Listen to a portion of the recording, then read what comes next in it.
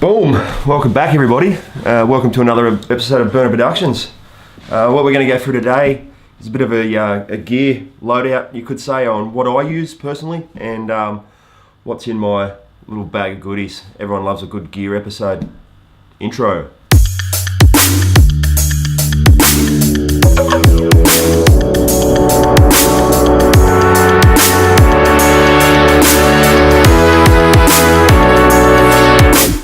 Alright, so before we get on with it, obviously I'm using my A6500, this is what you're watching me on now, with the Rode VideoMic Pro. Anyway, we'll start from this side here with our, first off, this is what I use, a little Manfrotto.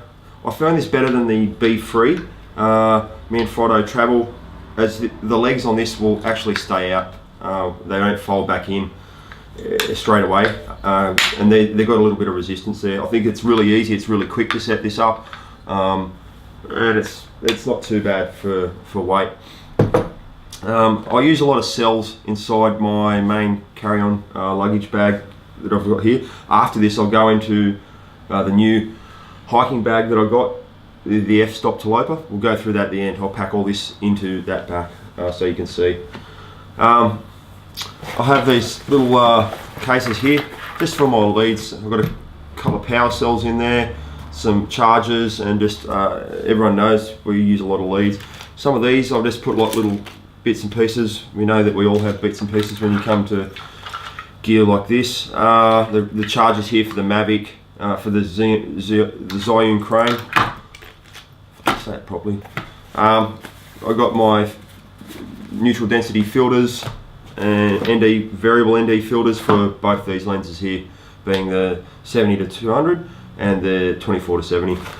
This little pouch here is just like all my photographic cleaning equipment, so little sprayer, lens cleaner, all that kind of stuff just in there, which all packs into this cell here, which is good. It's got a bit of a clear top in it so you can see through what's inside. Very handy. Next I've got like a little Manfrotto connector there for my tripod, but that's for holding the iPhone. I've got two Loom Cubes here. These are awesome pieces of equipment. They're waterproof, they're Wi-Fi, you can operate them from your iPhone or slave them to your camera. They've just got the 1/4" screw in the bottom. You can mount them to just about anything. You can use them inside the water if you have to. Really good for nighttime photography and adding an extra depth. I guess when you're traveling with all this equipment, it really helps out with maybe you might need some additional lighting if I'm going to do something on the move or do an episode while we're in the States, for example. Next I'll go on to the GoPro stuff. Got the standard GoPro holder here, flexible arm. That's really handy. I always use that. Good to use while you're diving as well. I do a fair bit of diving, and I'll switch to some of that footage if you like at the end of this. I've got the Slopes Hero 5 holder. This is really good because it's got a 40 degree, 30 degree, 45 degree angles on the sides, front, forward and back, so you can turn it around. It's just a different way of mounting the GoPro 5. I've used the GoPro 5 for 6 months as my primary camera recently when I was away. Worked its ass off. Got to know the camera really well, knew its limitations, but also did some really handy work with that. Got the VideoMic Pro. This is awesome. I'm using the this is the Micro Mini or whatever it is. Yep, VideoMic. That one that I'm using today on my A6500 is the Video Pro. This is good. You don't need batteries, and it still mounts to anything that you want. I can mount it to the Super GoPro if you want. That's in the Ginger Tech holder, which I went through at the start. Good system. Mavic Pro, it really speaks for itself. Awesome piece of kit. I've got a 3DR Solo as well. I've lent that to my brother. He loves me, and that's in Queensland. But this is my go-to drone for everything at the moment. It's just it's epic. I can't say anything more about it. I do think there is limitations with it. The GoPro 5 films in 60 frames per second. It doesn't have a 2.7K option, or to film in 60 frames per second like the GoPro does, that would be really smooth buttery footage if it did. So that's, I think the slow-mo footage on these isn't as good as it could be at 96 frames per second, but I'm sure someone out there will disagree with me. Fill your boots, have a comment, we'll talk about it, maybe enlighten me. I just don't know some of the settings properly in there. Spare blades, controller, a couple of batteries as well. I've got extra battery. This is all goes in this Vanguard cell. So I've got up the top there room for batteries and so on. Good little hack recently was your lens caps. You can hear that. Just put all your micro SD cards, adapters and all that kind of stuff in there. You're obviously not going to lose these, and you can hear it rattle. It's a good way of carrying them around. We've got the lenses here with the Photo Diox Pro EF to Sony E-mount adapter. I just made the switch from Canon recently to Sony, and I didn't really want to depart with these two lenses. They're about $2,500 each. Really awesome lenses. I still wanted to be able to use them on that camera. I can do that now, and I can use them for photography or filming if I want. I haven't really done too much filming. I've been using the 16 to 35 that's currently on that camera, which I've been using for everything, and it's an awesome lens. So that's the 16 to 35mm f-stop 4. It's got the optical stabilization. It's a Zeiss lens. It's not too bad. I'm really happy with it. And next we've got here the DJI Osmo mobile with the holder for the GoPro 5, and the GoPro 5 just gets slotted into that there, and then that just goes into the mobile. As well with this, you can use your mobile phone on it, iPhone 6, and it films awesome. You can operate it with the mobile as well. Here we've got the Zhiyun crane, great gimbal. This is obviously for a larger camera, being the Sony.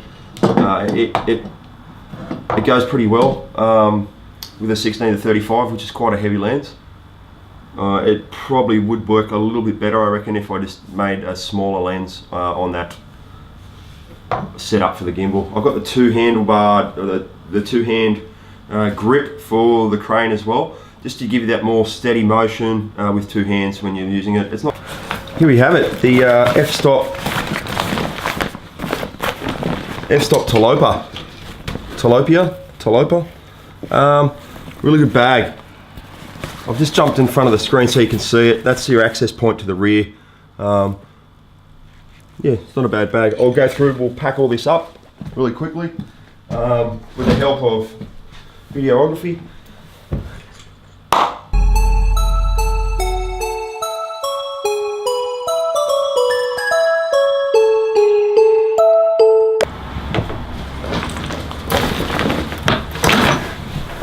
So here it is, the f-stop Talopa.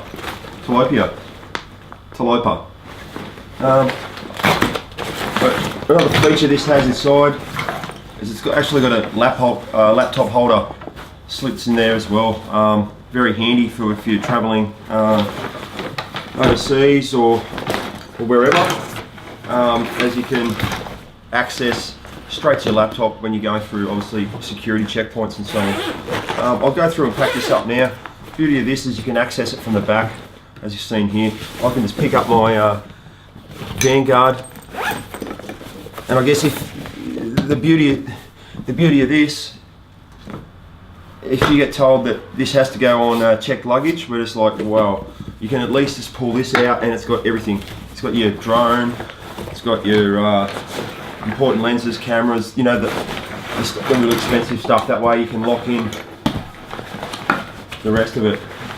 Right, so that goes in there. That can be accessed now through the zippers and so on, and I can access all my equipment straight away, be it the drone, be it camera, whatever I need. Into the sides of these, obviously, fit our tripod inside, but be aware, I'll show you when I've finished packing this up, is you can put the tripod on the front if you have to. Then I'll just put my cells into here, I'll close the back up,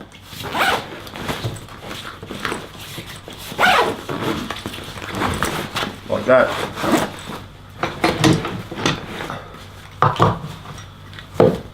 Stand the bag up, not to cut me out of the shot. As you can see, there's waterproof zippers. I don't know if you can see, but there's still a lot of space on the outside. I can put a tripod on here, use it to mount it, whatever. It's quite easy. Get rid of this for a second. Gimbals, if I need to take it. I take both, but I guess if you're going to take the one, you wouldn't need to put all of them in there. Slide the crane down the side as well. It's one of the most difficult things to pack ever. And it's also, I guess, a delicate piece of equipment. You can break it down for this. Take the batteries out, and that breaks it down in half. I just haven't been doing that in the other setup with the carry-on, which is probably what I'm going to go with for the travel. Once you work out which way you can go, you can fit that in sideways. Just sits in there like that. Place the batteries and so on in the top part here. And from there, we can fit in all the rest of our other kit. So basically, that just makes everything that I've got is fit now into that bag.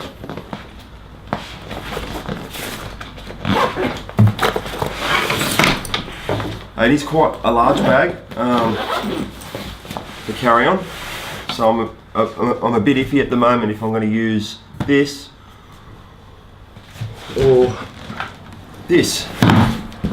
So I think this is the better option, as it's a bit more flexible, looks a bit more respectable when you're going through the gate. As we're going AA for quite 6 weeks.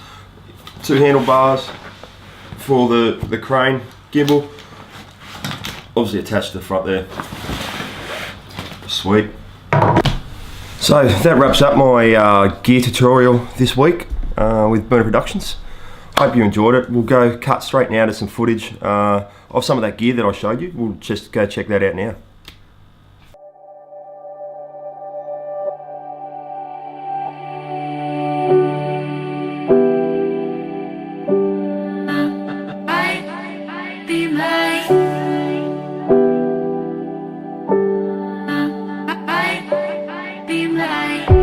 Standing on the world outside, caught up in a love and slide, stuck still, colorblind. I'd be like hoping for a black and white. I gotta be my love for you. Gotta be mine. Feel it falling from the skies above. Are you? Gotta be mine. My wave, my stroke, my demon in the dark. The blue tide's pulling me under. Or are you my soul, my heart? Pull everything apart. Are you gonna be my love? Are you gonna be my love? Alright guys, thanks for watching this episode. Like it, subscribe if you will. I'll have all the links down in the comments section below to all the gear that I use, and that's a regular. I'll keep that in there for all my future episodes and so on, just so we've got a bit of an idea what I use and how I'm getting some of the results, you could say, from my video making and my photography. Again, hope you enjoyed it, and I'll see you guys soon for another episode with Byrner Productions. I'm Matty B. Thanks.